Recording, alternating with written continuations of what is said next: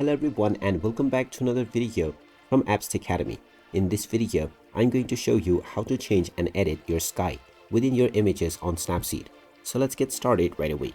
First of all, open up the Snapseed application on your device and you can open up any image that you want to edit from the open button or the plus icon. Once you open up your image that you would like to edit, if you wish to make any changes within your sky, such as remove or add clouds, you can just tap on the tools option and then tap on healing.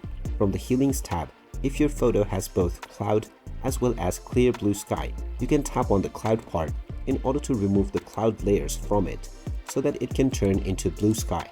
Alternatively, if you have a lot of blue sky and you wish to add some clouds, just tap on the area with the blue sky and expand some cloud layers into them, and the clouds will be added to your photo appropriately.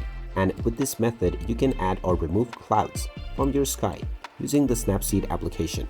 After your desired effect have been achieved, you can tap on the tick mark at the bottom right corner to apply your changes. And now, through this method, you can add or remove clouds and change how your sky looks within your photos using the Snapseed app.